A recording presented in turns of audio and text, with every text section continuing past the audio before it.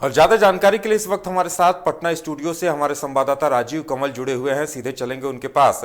राजीव, नीतीश कुमार एक तरफ कह रहे हैं कि अब कबूल नहीं कि वो दोबारा बीजेपी के साथ जाएं, मर जाना कबूल है लेकिन बीजेपी के साथ जाना कबूल नहीं। तो बीजेपी उन पर तंज कसते हुए कह रही है कि इससे पहले भी वो कह चुके थे मिट्टी में मिल जाएंगे लेकिन बीजेपी में नहीं जाएंगे। तो जाहिर सी बात है, लेकिन इस बार बीजेपी ने पहले उनसे किनारा कशी का संदेश दिया, या पहले पहले ये बात कही उसके बाद नीतीश कुमार की तरफ से कहा जा रहा है। आखिर क्या कुछ चल रहा है इसे लेकर?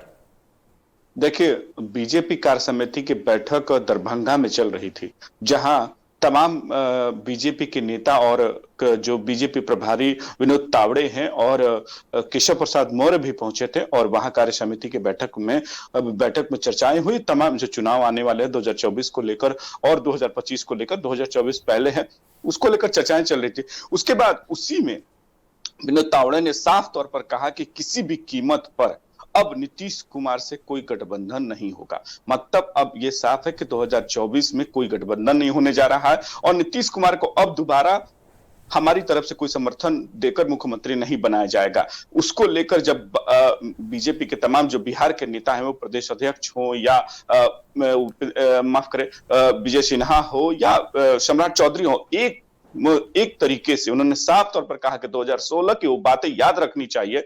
मुख्यमंत्री नीतीश कुमार ने यह कहा था, मर जाऊंगा लेकिन मैं नीतीश कुमार माफ करें कि मैं भाजपा के साथ नहीं जाऊंगा, किसी भी कीमत में मैं भाजपा के साथ नहीं जाऊंगा। मतलब वो 2016 की बातें और अब जो कर रहे हैं कि मैं किसी भी कीमत पर अब भाजपा के साथ गठबंधन नहीं करूंगा। और उन्होंने साफ तौर पर अब विपक्ष जो बीजेपी के नेता हूं हमला करते हैं कि 2016 की बातें अब याद है, फिर उसके बाद हमारे साथ गठबंधन करते हैं, फिर हमारे साथ सरकार बनाते हैं। लेकिन अब साफ हो गया है कि बीजेपी अब किसी भी कीमत पर नीतीश कुमार को लेने नहीं जा रही है। और नीतीश कुमार का सत्कार कोई सरकार, हम बड़े भाई की भूमिका में हम कंधे पर बैठाकर और सरकार चला रहे थे और सरकार चलवा रहे थे, उनको मुख्यमंत्री बनाया गया। और मुख्यमंत्री बनाने पर उस तरीके का जिस तरीके से धोखा दिया गया नीतीश कुमार के द्वारा, अब नीतीश कुमार को किसी भी कीमत पर भाजपा के साथ कोई गठबंधन नहीं होने जा रहा है और गठबंधन हम करेंगे भी नहीं। और 2024 के चुनाव में एक तरीके से पूरी तरीके से बीजेपी अपने दमखम पर चुनाव जीतेगी और बड़ी पार्टी बन के दिखाएगा। वहीं एक तरीके से विजय सिन्हा नेता प्रतिपक्ष ने कहा कि नीतीश कुमार का एक तरीके से जो 2016 में भी एक तरीके से कहा था कि मैं मर जाऊंगा लेकिन मैं जाऊंगा नहीं बीजेपी के साथ, लेकिन वो फिर गए। लेकिन अब की बार वो एक बात तो साफ हो गई है कि अब वो कभी भी बीजेपी में नहीं आएंगे।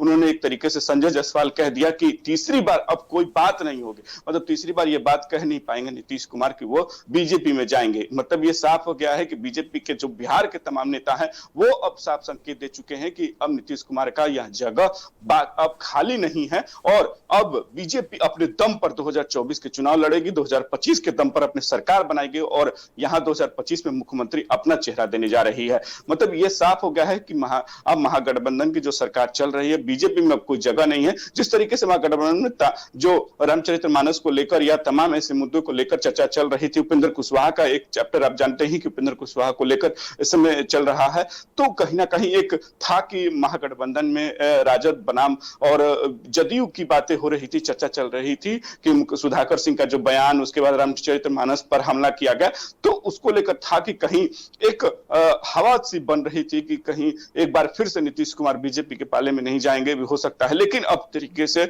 जो कार्य समिति की बैठक में साफ तौर पर यह कह दिया गया है बीजेपी के सभी नेताओं की तरफ से कि बीजेपी में अब कोई जगह नहीं है और बीजेपी के साथ कोई गठबंधन अब आने वाले भविष्य में भी नीतीश कुमार के साथ नहीं होगा। बिल्कुल राजीव, यानी कहा जा सकता है कि अब चुनावी मोड में सियासत वहां की आ रही है और खेमेबंदी होनी शुरू हो गई है।